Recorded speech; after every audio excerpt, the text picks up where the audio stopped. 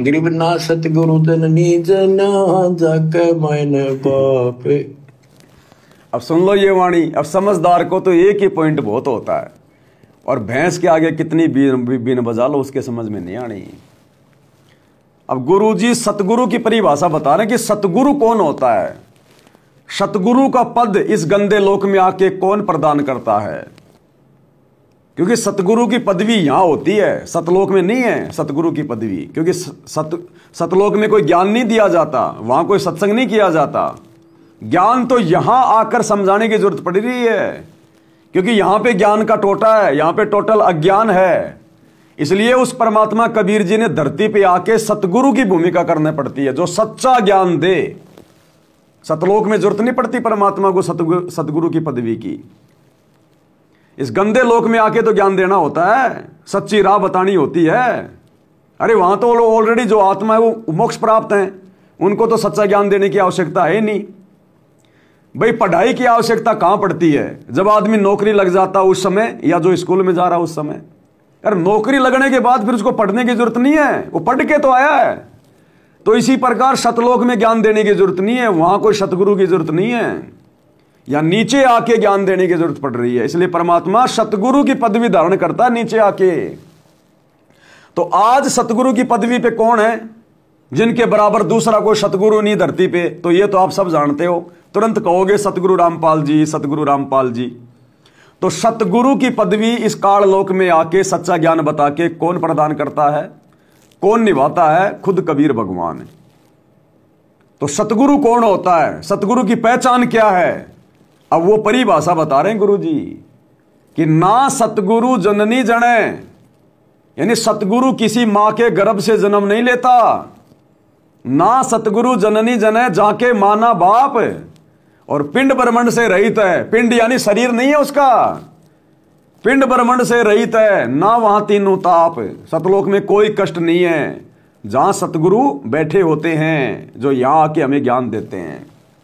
तो वर्तमान में अपने गुरुजी का 8 सितंबर के दिन अवतरण दिवस के बहाने जन्मदिन मनाने वालों, अपने सतगुरु को बार बार मां के गर्भ से जन्म लेकर आया हुआ बताने वालों, और जून के महीने में उस कागज के टुकड़े नकली दाढ़ी मूंछ वाले कबीर को भगवान मान के प्रकट होके उसका प्रकट दिवस मनाने वाले गुरुजी के परिवार वालों, कोऑर्डिनेटरों, और इन सब के पीछे आंखों पे काली पट्टी बांध के लाखों की जो संगत जो जा रही है इन आश्रमों में, ये सब आंखें खोलो, सतगुरु की परिभाषा पहचानो, सतगुरु को पहचानो। सतगुरु चाहे त्रेता युग में आओ, सतगुरु चाहे द्वापर में आओ, चाहे सतयुग में आओ, चाहे कलयुग की प्रथम पीढ़ी में आओ, और सतगुरु चाहे वर्तमान कलयुग की पिछली पीढ़ी में आओ, सतगुरु कभी जननी से जन्म नहीं लेता। और जो मां के गर्भ से जेर में लिपट के बाहर आता है वो सतगुरु नहीं हो सकता। तो आप लोग यदि अपने गुरुजी को सतगुरु भी कह रहे हैं और उनको जन्म लिया हुआ भी मान रहे हैं, भाई जन्म लिया हुआ तो मान ही रहे हो आप लोग आश्रम वाले। अगर प्रकट हुआ मान लेते तो फिर जून के महीने में नकली दाढ़ी मूंछ वाले कबीर का प्रकट दिवस नहीं मनाते, लेकिन अभी तक उसका मना रहे हो। इसका मतलब अपने गुरुजी को अभी आपने प्रकट हुआ नहीं माना। तो सतगुरु को सतगुरु कहने वाले, सतगुरु रामपाल जी को सतगुरु कहने वाले, और दाढ़ी मूंछ वाले नकली कबीर का प्रकट दिवस मनाने वाले कभी जिंदगी में सतलोक नहीं जा सकते, अपने गुरु को मानुष मानने वाले। तो परिभाषा बता रहे हैं गुरु जी, सतगुरु की क्या परिभाषा होती है। सतगुरु जननी जना गरीब ना सतगुरु जननी जना जाके मैंने बाप। पिंड ब्रह्मांड से रहित है, ना वहां तीनों ताप। गरीब शब्द संदेशा कहते हूँ, बिन बिन भेद विचार। इसको माया जानियो, 9 अवतार। बच्चों क्या कहते हैं? गरीब शब्द संदेशा कहते हूँ, बिन बिन भेद विचार। इनको माया जानियो, 9 अवतार। शब्द संदेशा कहत हूं, यानी वो परमात्मा शब्द रूप में आके अपना संदेशा देता है, उसका शरीर नहीं होता। अब वो समर्थ है, वो तो अपने शब्द को भी दिखा दे। आज हमारे गुरुजी शब्द रूप में हैं। 650 साल पहले कबीर परमात्मा शब्द रूप में आए थे, उनकी देह थोड़ी थी, लेकिन वो समर्थ है। उन्होंने हमें दिखाने के लिए देह धारण कर ली, नूरी देह धारण कर ली, हमें दिखा दिया अपने आप को, और बिना हडमास का शरीर। धर्मदास ने जब छुआ, होए परमात्मा आप तो सच में आपका तो रूई जैसा शरीर है, आपका तो कोमल शरीर है। पंडित रामानंद जी ने जब 5 साल के बच्चे उस कबीर को अपनी बात में भरा तो क्या कहा कि हमारा बदन जो है कठोर है और तुम्हारा तो रूई जैसा है परमात्मा। तो शब्द रूप में खड़े थे सामने, विदेह थे लेकिन दिखाई दे रहे थे 5 साल के बालक जैसे। ये तो नीरू का बेटा, जुलाए का बेटा है। धर्मदास को भी ऐसे दिखाई दे रहे थे। धर्मदास को विश्वास नहीं हो रहा था कि परमात्मा आप हमारी तरह दिखाई दे रहे हो, चल रहे हो, खा रहे हो, पी रहे हो, और आप कह रहे हो मेरी तुम्हारा जैसा शरीर नहीं है। तो परमात्मा ने कहा कि धर्मदास यही तो तेरी आंखों का धोखा है। हमारी पहचान ज्ञान से करनी पड़ेगी, ज्ञान से। आंखों से नहीं होगी पहचान गुरु की पहचान ज्ञान से करनी पड़ेगी। फिर धर्मदास ने जब हाथ लगाया तो बिल्कुल रूई जैसा। और आज भी वही हो रहा है। आज वही कबीर परमात्मा है तो सब कुछ वही होगा। सारी लीला 650 साल पहले वाली होंगी, बस समय और परिस्थिति के अनुसार घटनाओं में थोड़ा अंतर है।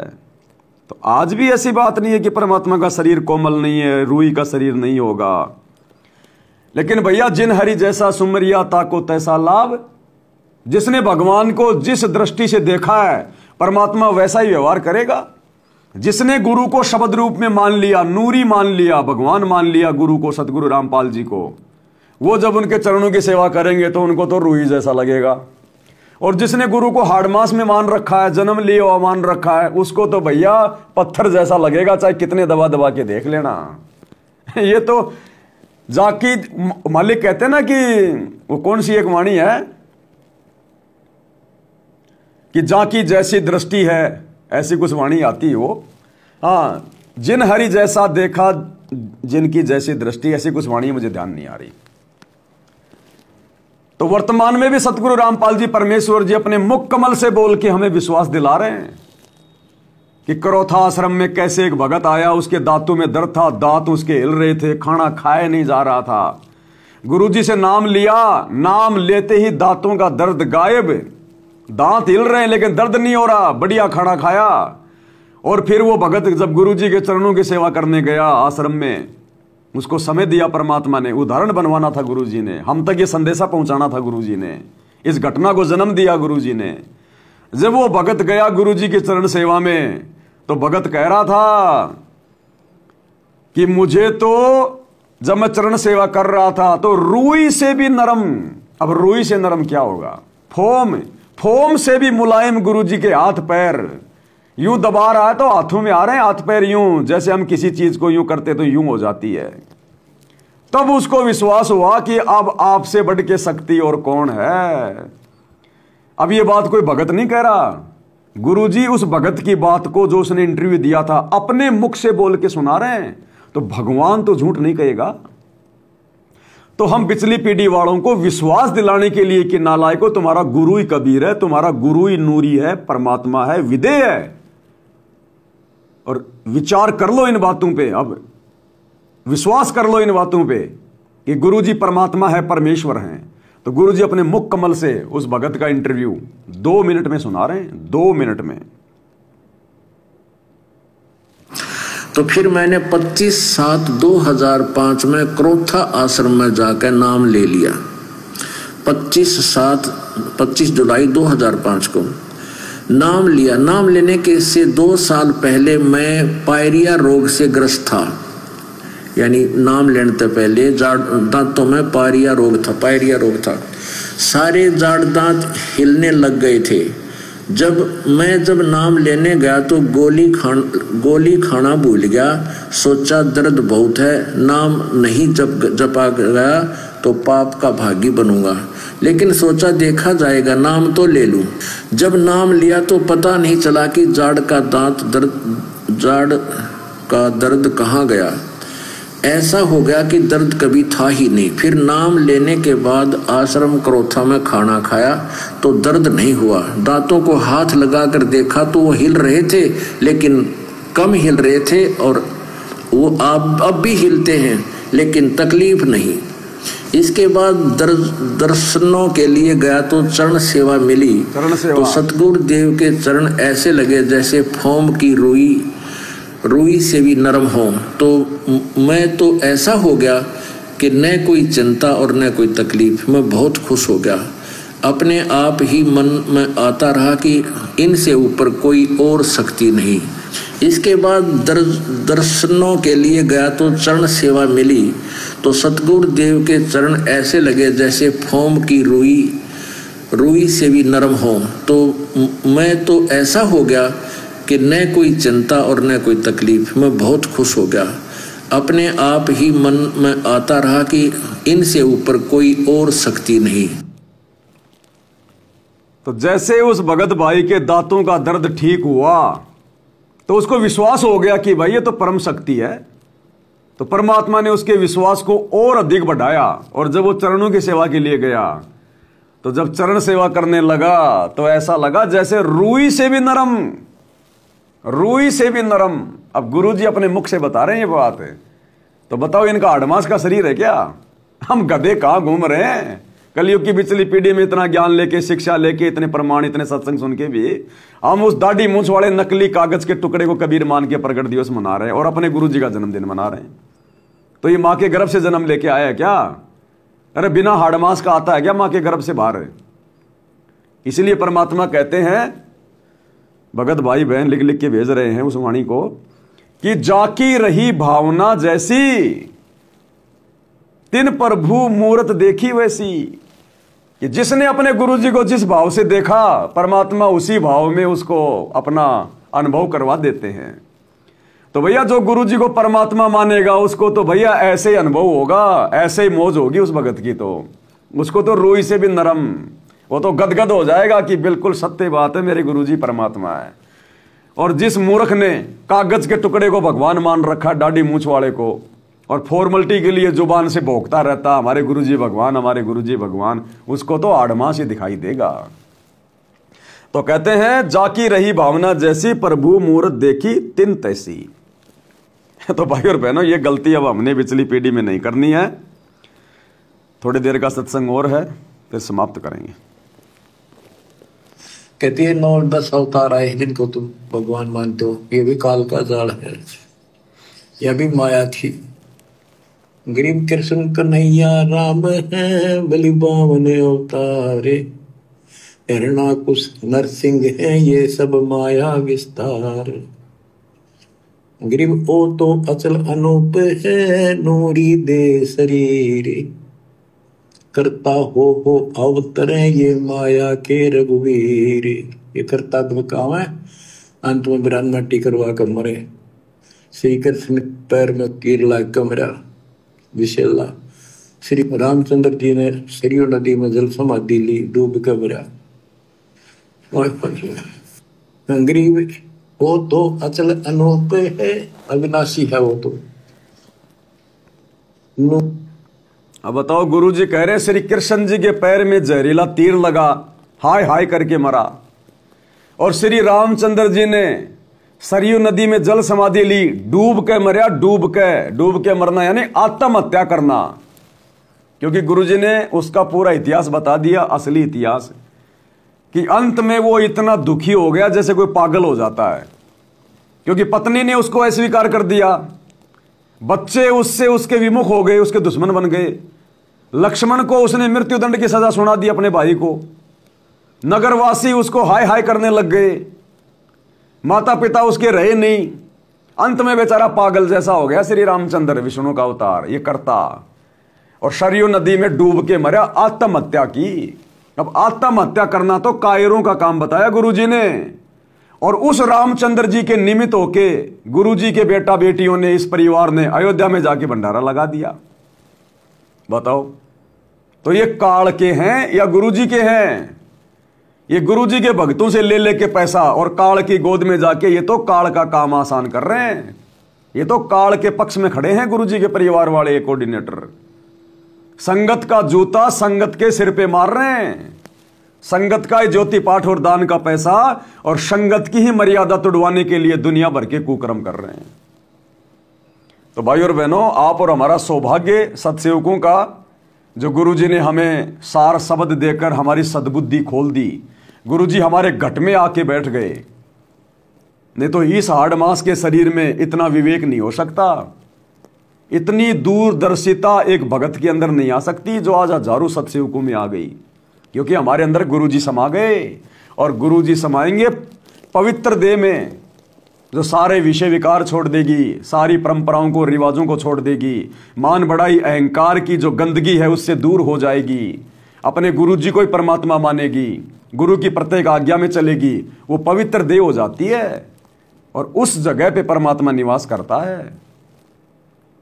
अरे हमारे घर पे रिश्तेदार आ जाए, घर में कितनी गंदगी है, लेकिन रिश्तेदार को जहां बैठाएंगे उसको साफ करेंगे कि नहीं करेंगे?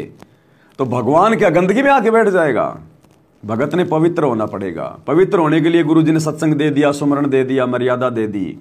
अब भी अगर कोई अपने आप को अपवित्र रखना चाहता है, ये गंदी राजनीति करके, गुंडों की जांच करा के, आरक्षणों में बैठ के, स्टेडियम खुलवा के, हॉस्पिटल खुलवा के, गले में माला डलवा के, राजा बाबू बन के जाटों की धर्मशाला में उद्घाटन करना, करोड़ों रुपया भक्तों का बर्बाद करना, अब भी अगर आप अपने आप को अपवित्र रखना चाहते हैं और इसी काल के लोक में राजा बाबू बनना चाहते हैं, तो अगले जन्म में गधा बाबू बनाएगा, गधा बाबू। तो भाई और बहनों, ये आत्माएं अपना जन्म हार चुकी हैं, बर्बाद कर चुकी हैं, ये कोऑर्डिनेटर और गुरुजी के परिवार वाले। और अंत में आप देख लेना, ये बातें आपको परम सत्य दिखाई देंगी, परम सत्य जो आज बोली जा रही है गुरुजी के आशीर्वाद से, जो पिछले 8 साल से दास भोग रहा है, क्योंकि यही सत्य है। गुरुजी कहते हैं झूठ को अगर 100 बार अगर बोला जाए, वो झूठ भी आदमी को सही लगने लग जाती है। और ये बातें तो है सत्य, और सच को यदि बार बार बोलेंगे तो आने वाले समय में ये तो परम सत्य साबित होंगी। जिस प्रकार गुरुजी एक ही सृष्टि रचना को हर सत्संग में बार बार ब्रह्मा विष्णु महेश की जन्म मृत्यु को बार बार नकली साधु संतों के शास्त्र विरुद्ध साधना के विषय में बार बार बोल रहे हैं। क्यों? क्योंकि वो सत्य है, और उस सत्य को यदि बार बार बोला जाएगा, एक दिन ऐसी जगह बना लेगी अपने दिलो दिमाग में, हम शौपन में भी उधर मुंह नहीं करेंगे। तो आने वाले भगत समाज के लिए ये वीडियो बन रहे हैं, ये वर्तमान वाले भक्तों के लिए नहीं बन रहे। वर्तमान वाले तो काल की गोद में जाके बैठ गए, सत्यानाश कर गए, उनको तो दूसरा जन्म मिलेगा। जो आश्रमों में जा रहे हैं उनको, गुरुजी के परिवार को तो दूसरा जन्म भी नहीं है। इन कोऑर्डिनेटरों को जो जानबूझ के सांची जो तज रहे हैं, इनको तो दूसरा जन्म भी नहीं है। आम संगत को तो फिर भी मिल जाएगा।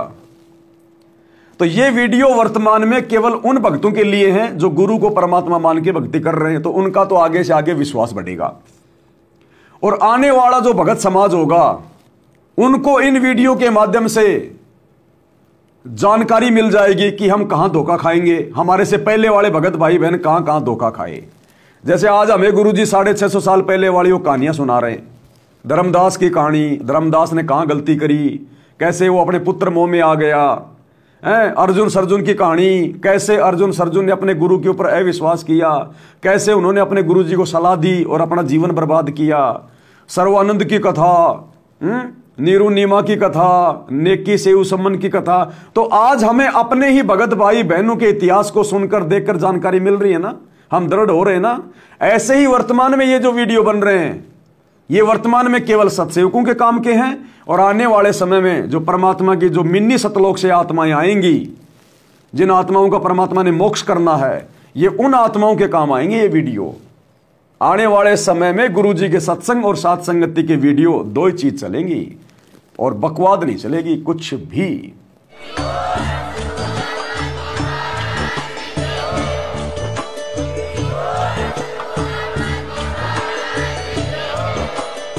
भाई जो गुरु बचन पे डट गे,